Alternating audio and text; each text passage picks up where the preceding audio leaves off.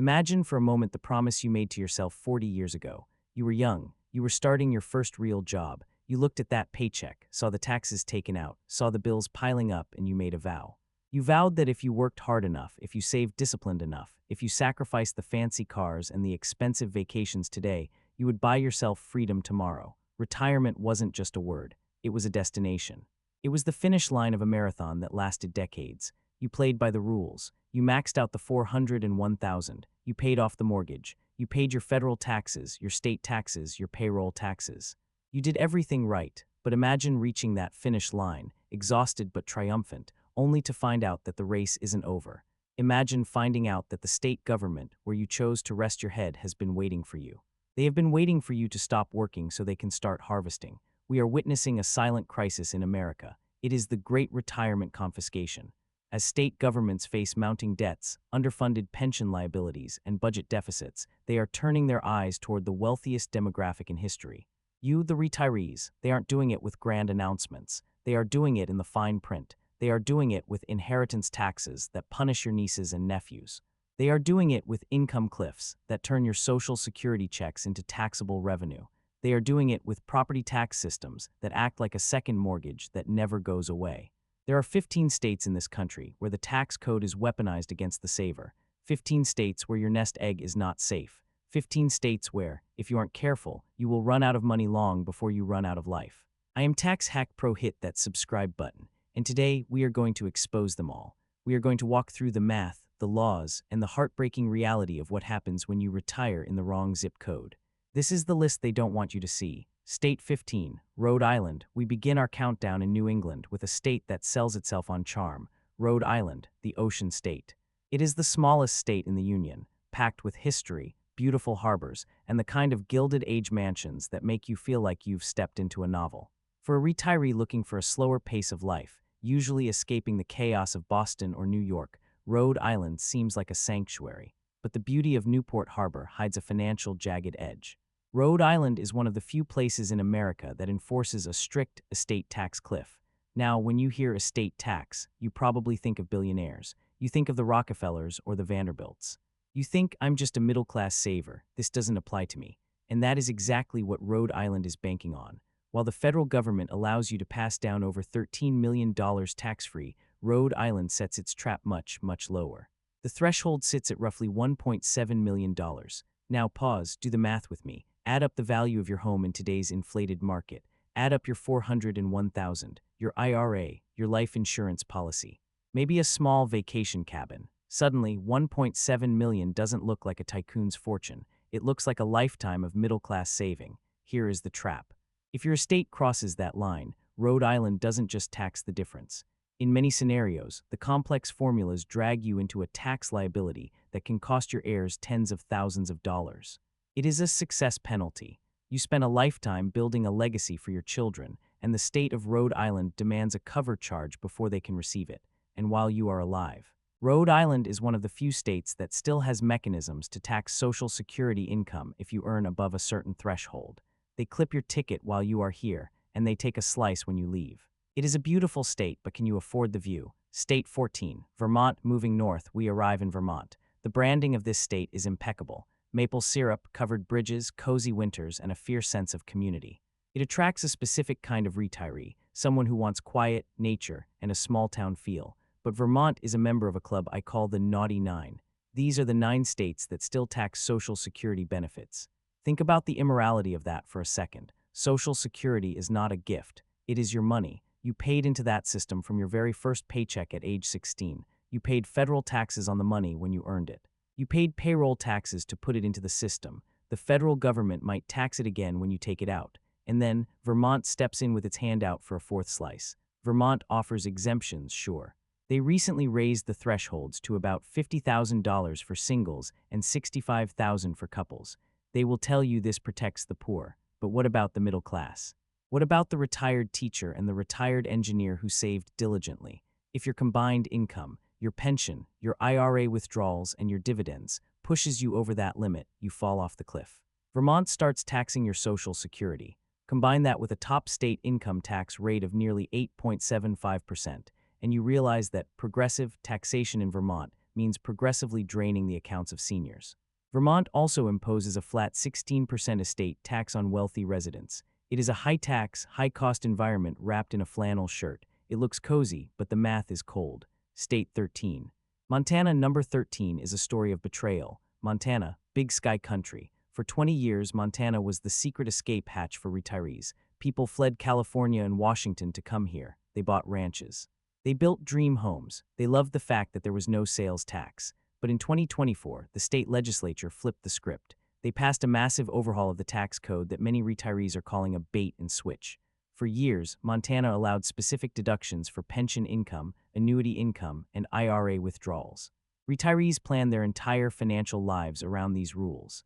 Then, with the stroke of a pen, those deductions were wiped out. They were replaced with a single, simplified deduction for those over 65. But the cap on that deduction is meager, around $5,500. Let's look at the reality of that. If you need to withdraw $60,000 from your IRA to pay for healthcare, heating, and food, only the first $5,500 is protected. The remaining $54,500, that is now fully taxable income. And yes, Montana still taxes Social Security. The threshold to start taxing those benefits is incredibly low, $25,000 for a single person. That isn't targeting the rich. That is targeting someone living just above the poverty line. Imagine moving to a state because you thought it was a tax haven, only to have the laws change after you bought the house. That is the reality in Montana today. State 12, Nebraska number 12 is Nebraska, the good life. And for workers, it is a good life. But for retirees, Nebraska hides a weapon in its tax code that hasn't been updated for the modern world. It's called the county inheritance tax. Now, be careful not to confuse this with estate tax. Estate tax comes out of the money of the person who died. Inheritance tax is a bill sent to the person who receives the money. Nebraska is stuck in the 1950s. If you leave your money to your spouse or your children, the tax is minimal, 1%. The state assumes everyone has a nuclear family, but what if you don't? We live in a world where many people never married, never had children, or are estranged from their families. Maybe your closest family member is a niece. Maybe it's a nephew. Maybe it's a godchild or a best friend who took care of you in your final years. Nebraska punishes those relationships. If you leave money to a niece or nephew, Nebraska hits them with an 11% tax. If you leave it to a non-relative, the rate jumps to 15%. Think about that. You want to leave $50,000 to the nurse who cared for you. Nebraska demands $7,500 of that cash. It is a tax on generosity. It is a tax on non-traditional families, and it is one of the reasons Nebraska ranks so poorly for retirees. State 11, Oregon, we are now entering the second tier of our list, the income raiders. These states don't just rely on fine print, they come directly for your monthly checks. Number 11 is Oregon. Oregon is the ultimate optical illusion. They lure you in with one massive headline, 0% sales tax. For a retiree on a fixed income, that sounds like salvation. No tax on cars, no tax on clothes, no tax on electronics. It feels like you're saving money every time you swipe your credit card. But you have to ask yourself, how does the state pay for its roads? How does it pay for its schools? They pay for it with your income. Oregon has one of the most aggressive income tax brackets in the nation. And unlike the federal government, where you have to earn a lot of money to hit the top rates, in Oregon, the high rates kick in almost immediately. The top rate is 9.9%, and here is the kicker. Oregon does not exempt retirement income. Your $401,000 withdrawals, taxed. Your IRA distributions, taxed. Your investment gains, taxed. Let's run the numbers. Suppose you withdraw $100,000 from your retirement account to buy an RV and travel the country. In a state like Texas, Washington, or Florida, you keep that money. In Oregon, you're writing a check for nearly $10,000 to the state. Over a 20-year retirement, the zero sales tax gimmick ends up costing you hundreds of thousands of dollars in income tax. Unless you are buying a new luxury car every single year, the math rarely works out in your favor. Oregon is a beautiful state, but financially, it is a trap. State 10. Minnesota number 10 is the land of 10,000 lakes, Minnesota. Minnesota nice is a real thing. The people are friendly, the communities are strong, but the Department of Revenue is anything but nice. Minnesota has achieved a trifecta of taxation that is almost impressive in its thoroughness. First, they have a punishing income tax with a top rate of 9.85%. Second, they have an estate tax with a relatively low exemption of $3 million. But third, and most painfully, Minnesota is aggressive about taxing Social Security. Now, the politicians insist. Paul will tell you they fixed this. They will say, we passed an exemption, and technically they did, but read the fine print. The exemption phases out. They use a calculation involving provisional income. If you are a responsible saver, meaning you have a healthy pension or a robust 401,000, you will almost certainly blow past the limits. The result, you pay federal tax on your Social Security, and then you pay Minnesota tax on your Social Security, and then you pay nearly 10% on your other income. And remember the weather. Heating a home in a Minnesota winter is not cheap. When you combine high utility costs with high tax costs, you realize why so many Minnesotans become snowbirds and eventually just become Floridians. State 9. Connecticut. Number 9 is Connecticut. This state is a paradox. It is one of the wealthiest states in the nation. It is home to hedge funds, old money, and Ivy League elegance, but for the retiree, it is a wealth siege. Connecticut attacks your net worth from 3 directions simultaneously. Front number 1, the income tax. It's a progressive tax that hits nearly 7%. Front number 2, the estate tax. Connecticut is the only state with a standalone gift tax designed to stop you from giving your money away before you die to avoid the estate tax. They have closed every loophole, but front number 3 is the killer, property taxes. The median property tax bill in Connecticut is over $6,500, but that median is misleading because it includes small condos and rural areas. If you live in a standard home in a desirable town, you are easily looking at $12,000, $15,000, or $20,000 a year in taxes. This is the renter's trap. You pay off your mortgage, you own the deed.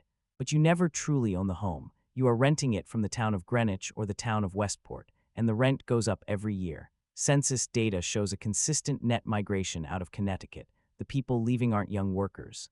They are retirees. They are people who looked at their budget and realized that staying in their family home would bankrupt them. State 8, New York. Now we enter the heavyweights.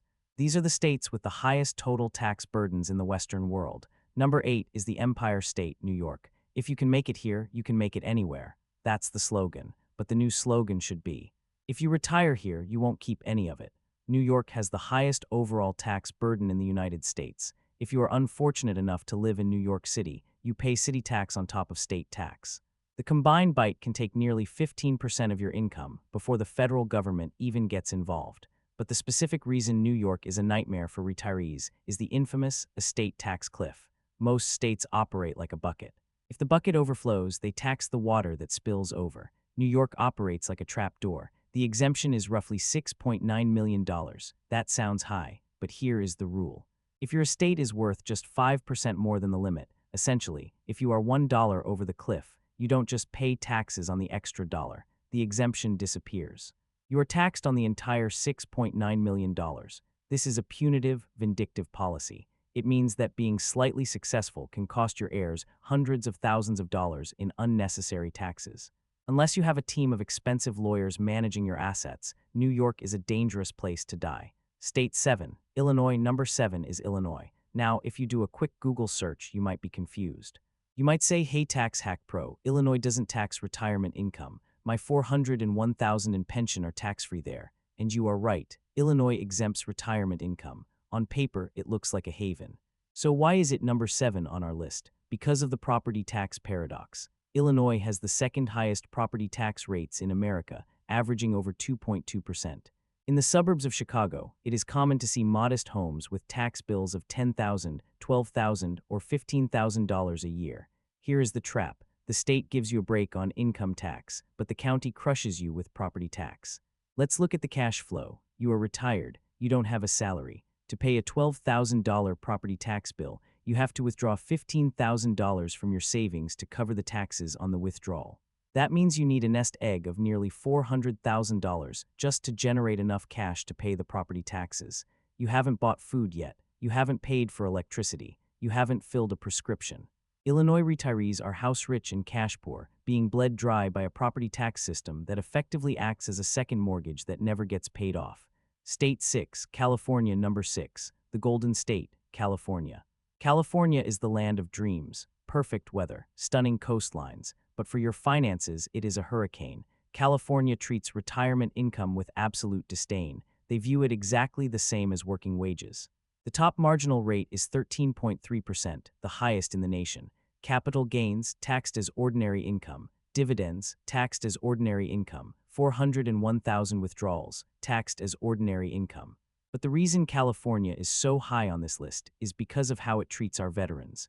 California is one of the only states in America that fully taxes military retirement pay. Think about that moral failure. A man or woman serves in the Navy or the Marines for 25 years. They sacrifice their body. They miss their children's birthdays. They finally retire, relying on that pension to survive. And California demands 13.3% of it. When you combine that tax burden with the cost of living, gasoline is $5 a gallon. Electricity is among the most expensive in the country. You see why the U-Haul trucks are all driving one way. They are headed east. Leaving California isn't just a political statement anymore. For many retirees, it is a mathematical necessity for survival. State 5, Hawaii. Number 5 is Hawaii, paradise. Who doesn't dream of retiring to a lanai, watching the sunset over the Pacific? But we have to talk about the paradise tax. Hawaii has an income tax of 11%. That's the second highest in the U.S. But the tax that kills you isn't written on a tax form. It's written on the price tag at the grocery store. The cost of living in Hawaii is the highest in the nation. Because almost everything must be shipped in by boat or plane, your dollar loses about 30% of its power the moment you land.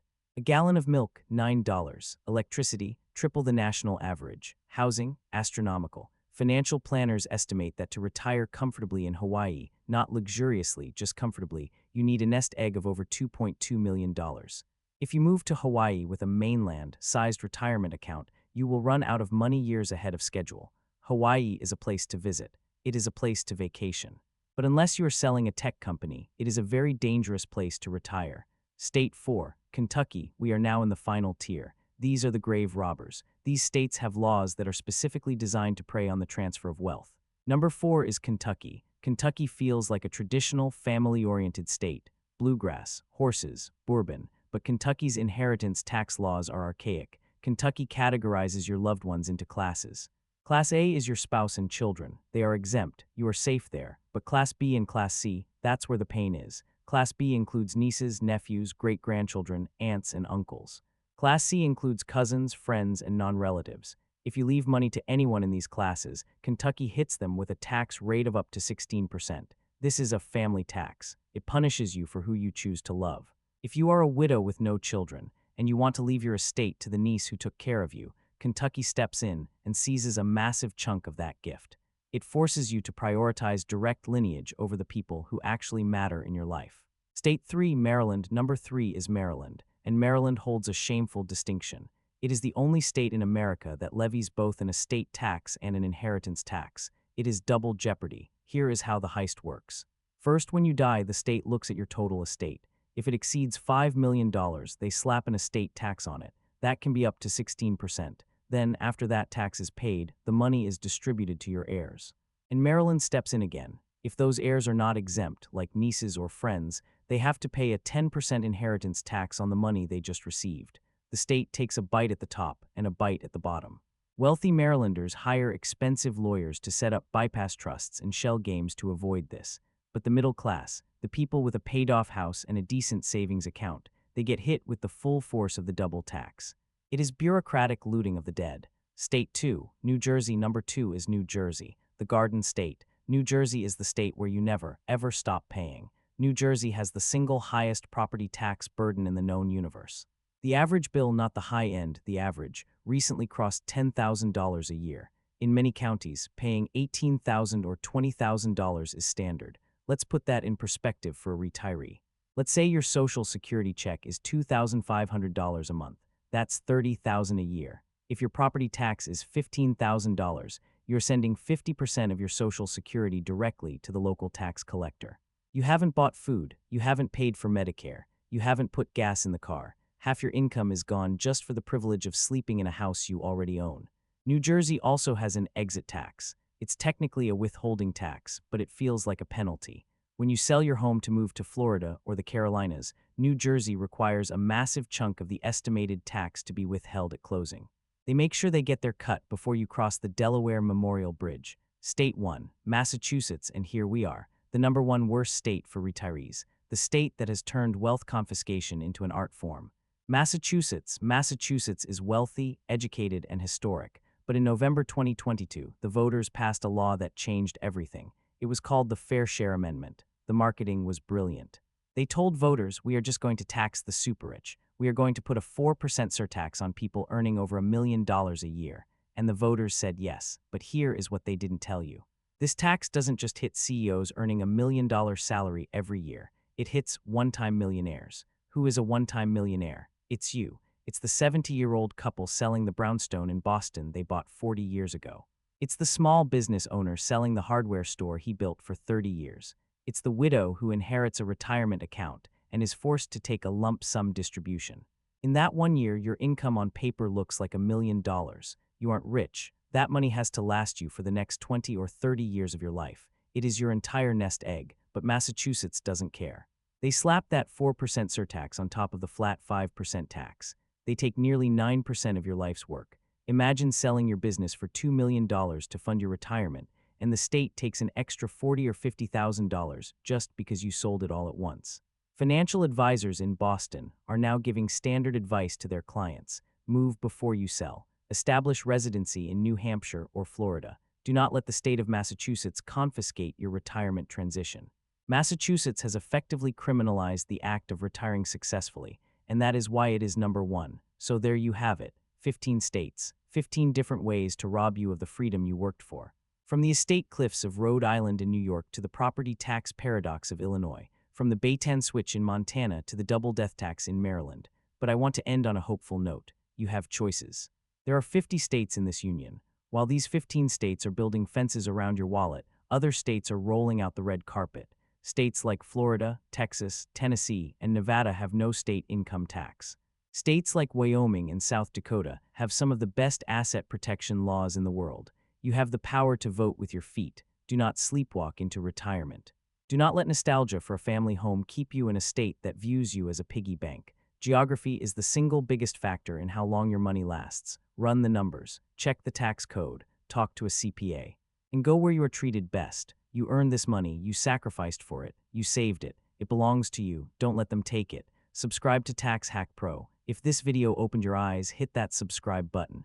We are building a community of people who refuse to be victims of the tax code. Stay savvy, stay safe, and I'll see you in the next one.